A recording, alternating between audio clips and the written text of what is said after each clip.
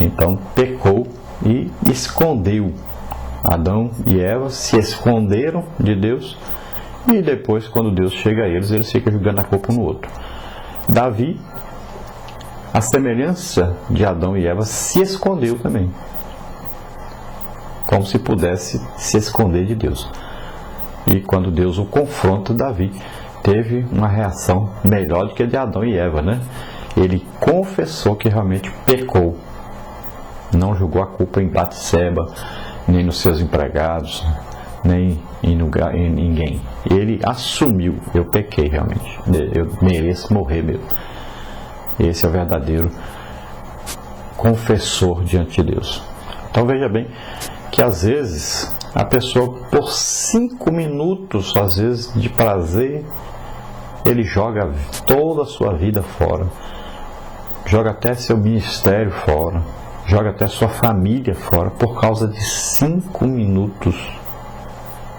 Então, pense bem, antes de pecar, analise, pare um pouquinho, ouça a voz do Espírito Santo, deixe-se ser convencido por ele a não pecar. Vamos ver, número 4. Quando Davi só obteve paz espiritual, então foi após dizer a frase que resume a atitude de um pecador arrependido. Qual é a frase? Pequei contra o Senhor. 2 Samuel 12:13.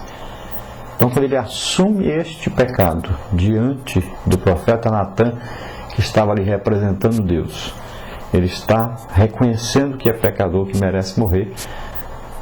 Então, aí, a partir daí, ele recebe a sua restauração. É claro que levaria um tempo, mas ele receberia. Parte 1, a restauração e a palavra de Deus. Davi certamente era um homem que amava a palavra de Deus. Poderia um homem estar agindo de acordo com a palavra de Deus e ainda assim possuir a mulher de seu próximo e mandar matar seu marido? Davi se tornara um burocrata e um crente com uma vida devocional pobre e que por isso não perceberam sua fragilidade, nem tampouco a cilada de Satanás. Por certo, quem ama a palavra de Deus não age como Davi agiu. É uma coisa inimaginável, né? Quem poderia até sonhar que Davi um dia faria isso? Adulteraria e mandaria matar o marido dessa esposa, dessa mulher que ele adulterou com ela, armar um plano satânico, né?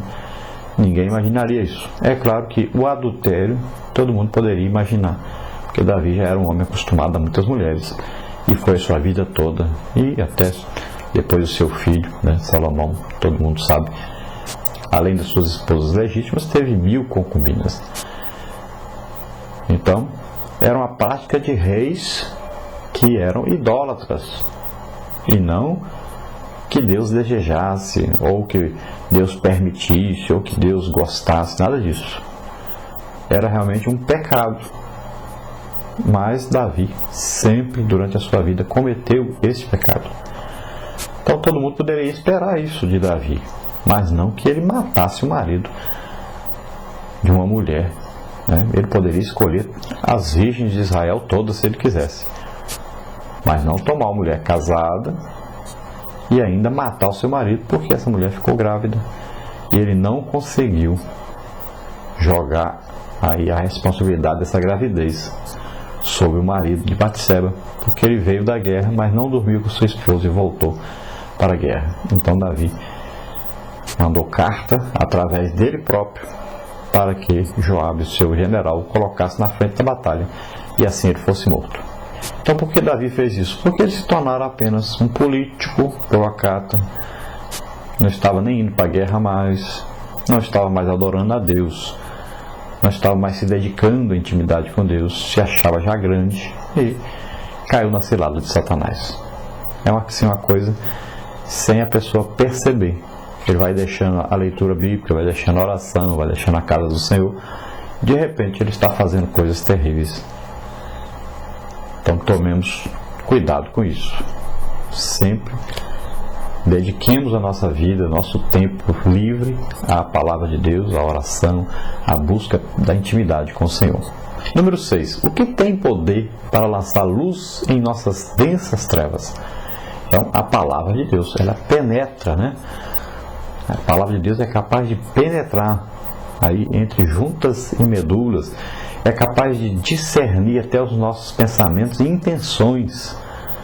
Então, a palavra de Deus é uma espada aguda, né? De 2 gumes. Então, 2 gumes pode ter vários significados. Entre eles pode ser Antigo Testamento, Novo Testamento. Serve para você, serve para mim, né? São vários significados. Mas a palavra de Deus, então, ela é cortante, né? Ela vem ao pecado para combater o pecado. E a palavra de Deus não combate apenas o pecado, mas combate também um incentivador do pecado, como Satanás. A arma de guerra nossa é essa palavra de Deus, que é a espada do Espírito, né? Essa palavra ungida de Deus. E sempre, em nome de Jesus, ela deve ser dada. Depois, número 7. Em o Novo Testamento encontramos várias atitudes que o cristão deve tomar em relação à palavra de Deus, a fim de que não venha tropeçar. Cite algumas delas. Então, o crente necessita ouvir a palavra, recebê-la e também nela meditar. A palavra precisa ser aceita e acolhida por nossas mentes e corações. Amar-se com a palavra é outra atitude fundamental para não fracassar. É preciso manejar bem a palavra da verdade. Então, nós já falamos sobre isso, é como aquele maná que descia do céu, o pão do céu. Mas ele precisava ser colhido, era preciso levar, moer, triturar bem direitinho, depois ali mexido, fazer um bolo para depois se comer. Assim é a palavra de Deus.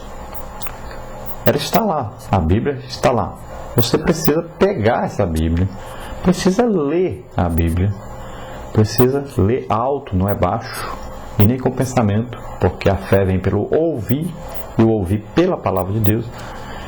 Então você vai guardar essa palavra, vai meditar nessa palavra, estudar essa palavra, aprender essa palavra, sempre lembrando que você tem um professor íntimo, que chama-se Espírito Santo. Pergunte para ele. Vai lendo e vai perguntando: Espírito Santo, o Senhor é meu professor, o que quer dizer isso aqui? E você vai lendo e pedindo a ele revelação dessa palavra, vai meditando, vai buscando os versículos em outros locais da Bíblia que condizem com o que você está lendo, né? É o texto que você leu e o contexto onde está aí alguma coisa relacionada ao que você leu. E você assim vai aprender, vai guardar no coração, vai guardar na mente, vai guardar no espírito essa palavra. E depois você vai manejar essa palavra, ou seja, vai falar para os outros, vai ensinar os outros, vai pregar. Então é preciso que você, para receber de Deus, você precisa também passar para os outros. Quanto mais você passa, mais você recebe. Número 2 aí da nossa missão: a restauração e a influência de fatores externos em nossas decisões. Então, como foi a influência do meio na vida de Davi? Se deixou influenciar pelo meio no qual vivia. Na cultura do Antigo Oriente, os reis eram quase semideuses, podendo exercer um poder absoluto e ter praticamente tudo o que queriam. Ser um homem de várias mulheres era algo considerado normal naqueles dias. Com Davi não foi diferente. Então, essa influência do meio fez com que ele desejasse possuir Batseba, sem se dar conta do grande mal que estava praticando. Não devemos subestimar o poder exercido pelo meio em que vivemos. Então, veja bem, um rei, o que ele falasse estava falado. Se ele chegasse na casa de alguém e falasse: sua filha virgem, eu quero que ela vá comigo, vai morar comigo. Pronto, acabou. E as pessoas até ficavam alegres, né? Os pais ficavam super alegres. Então, era normal, mas não deveria ser normal, porque a palavra de Deus proibia isso. Mas os reis faziam. E o povo, querendo que o seu rei fosse igual ao rei dos outros países ao redor deles, né? Das tribos ao seu redor, aqueles povos que viviam ali, os muitas vezes antissemitas, né? Povos idólatras e tudo mais. Eles desejavam que o seu rei fosse como eles. Então, eles aceitavam isso e achavam tudo normal.